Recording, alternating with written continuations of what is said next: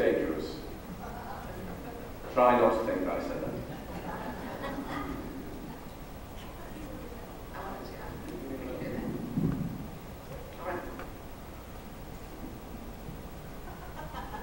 I feel like the Shirelles or something. Not very much of you. This is from the Darling Strumpet by Gillian, Bagwell. And Nell lay with Rochester beside her in the tangled bed linen. She was utterly spent, yet felt more alive than she had ever been. Her nether regions were still humming from Rochester's attentions. She had not known it was possible to experience a sensation quite like that his tongue had produced in her. Tipping the velvet, he had called it.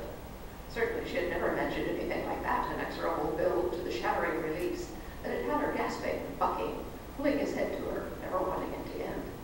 Rochester brought her back to the present, with a squeeze of her right breast. Fetch the wine. Nell turned her head. The wine lay on the table several feet away. Why did he fetch it? Because I told you to. She padded naked across to the table, returned with the bottle, and filled the glasses they had abandoned.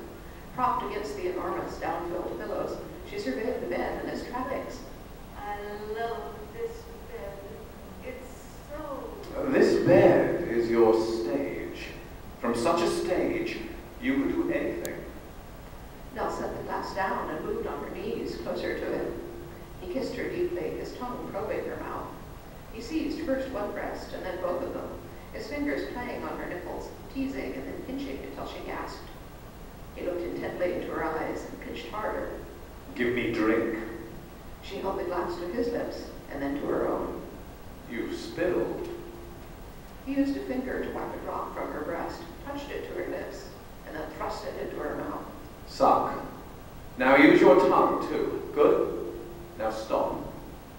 He withdrew his fingers slowly from her mouth and pulled her head back, so that she had to look at him, then released her and gestured for his wine. Nell felt a curious excitement and anticipation. You look pleased with yourself. Should I not? You liked it.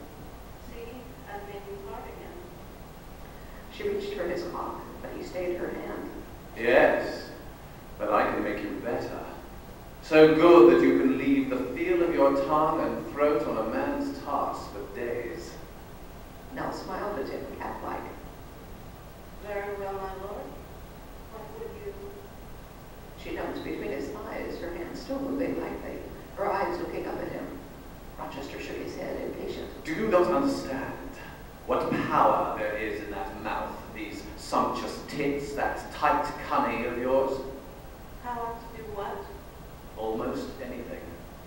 Now you can give a man a quick ride that leaves him happy, or a night of play that tires him, but there is more to learn. You can give a man such pleasure, not just in his body, but in his mind, his soul, that you become a drug, so that he will crave you, so that his bollocks will ache and give him no peace until his prick is once more master of that smooth warmth. And I can train you, my pretty. You want that? Nell found that her heart was beating and her loins were on fire. She looked up at Rochester and found that she could hardly breathe. Yes, my lord. Good. On your knees. No, off the bed. For this is your God, and you must worship it. He moved to the edge of the bed and stood, and she knelt at his feet. She took his cock in her hands and kissed it, then took him into her mouth slowly. Look at me. Nell didn't lift her eyes, but took him further into her mouth. Rochester grasped a handful of her hair and yanked her head back. Look at me, so that I know my pleasure is all your world. Nell, breathless now, nodded and kept her eyes on his. Now, a little harder. Good. Use your tongue delicately. Ah, yes, so good. The desperate softness of your tongue and the insistent sucking of your mouth. Now, a hand on the cords. Gently, gently. They are spun of pure silk of cloud. For all the times that Nell had performed this act, she felt as if she had never before truly noticed the feel of a prick in her mouth, a box in her hand. Her tongue slid voluptuously around him, feeling the velvet softness. Now, the other hand on the shaft. First lightly, then a firmer grip, up and down, meeting your mouth on its downward journey. Good. A little harder now. Now think of your tongue again. Look at me. Yes, and use your hand to keep the foreskin pulled back. Don't forget the bollocks. His head was thrown back, his breathing heavy. Nell marveled how she could be giving him pleasure in so many ways at once, and sought to feel each individual sensation at the same time. He looked down at her again and slowed his movements. Now, put a finger in my arse. Look at me.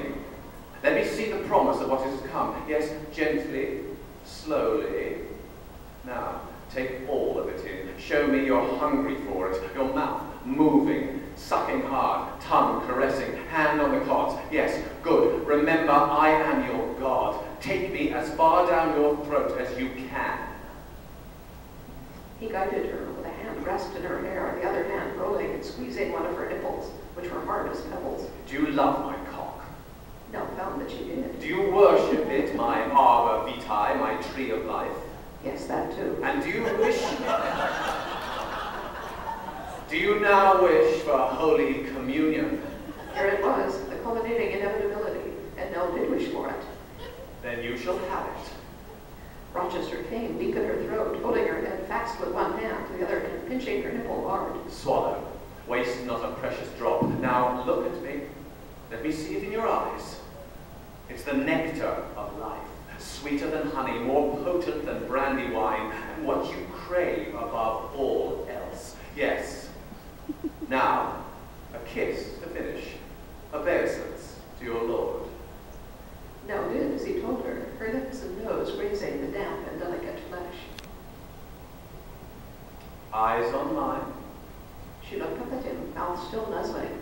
He stroked her hair, smoothing the tangled curls from her flushed forehead, and nodded. Do that, and there is nothing that you cannot do. Nell felt overwhelmed by physical sensations, a tingling mixture of pleasure and pain, the feel of him in her mouth and the caustic warmth of his spin still at the back of her throat.